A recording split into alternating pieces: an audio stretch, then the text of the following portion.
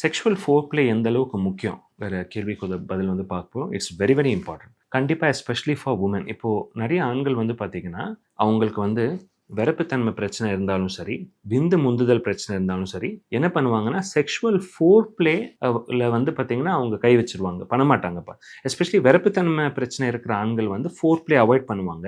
ஏன்னா விரப்புத்தன்மை போயிடக்கூடாதுங்கிறது அவங்க பார்ட்னருக்கு தெரியக்கூடாது. ஸோ குயிக்கா என்ன பண்ணுவாங்க, ஃபோர்ப்ளேலாம் இல்லாம குயிக்காக பார்ட்னரோட ட்ரெஸ்லாம் ரிமூவ் பண்ணி அப்படியே பெனட்ரேட் பண்ண போயிடுவாங்க. பட் அதில் என்ன ஆகும்னா, ஆப்போசிட் சைடில் இருக்கிற பெண்கள் ரொம்ப பாவம். அவங்களுக்கு வந்து ரொம்ப பெயின்ஃபுல்லாக இருக்கும், ரொம்ப டிஸ்கம்ஃபர்ட் இருக்கும். அவங்க பார்ட்னர் மேலே அட்ராக்ஷனு, டிசைர் எல்லாம் போயிடும். மெயினாக பயங்கரமாக வலிக்கும். வெஜைனல் டேர்ஸ் வரும். அந்த வெஜைனல் டேர்ஸ் வந்து இன்ஃபெக்ட் ஆச்சுன்னா, அடுத்தடுத்த நாளுமே அவங்களுக்கு அங்கே ப்ளீடிங் வரும், பஸ் டிஸ்சார்ஜ் எல்லாமே ப்ராப்ளம் ஆகும். நான் ஃபோர் பிளேல என்ன ஆகும்னா, ஆண்கள் சரியாக ஃபோர் பிளே ஒரு 7 to 10 minutes minimum 7 minutes, at least 10 minutes பெண்கள் மேலே ஃபோர் பிளே பண்ணால் தான் அவங்களுக்கு டிசைர், மூடு எல்லாமே வரும். கீழ்ப்பகுதியில் அவங்களுக்கு லூப்ரிகேஷன், எப்படி ஆண்களுக்கு வந்து ப்ரீ லூப்ரிகேட்டிங் ஃப்ளூயிட் ப்ரீகம் வருதோ, அவங்களுக்கும் வெஜைனல் லூப்ரிகேட்டிங் ஃப்ளூயிட் வரும். அப்போ penetration will generally be easy.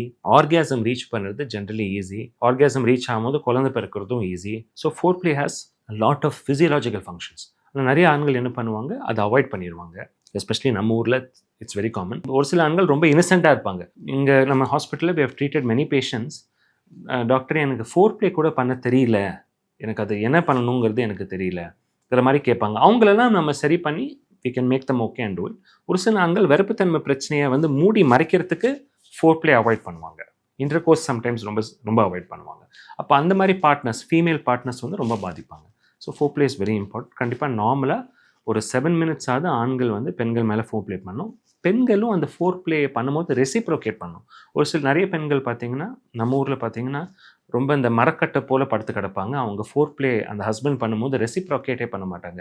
Kiss பண்ண மாட்டாங்க, ஹக் பண்ண மாட்டாங்க.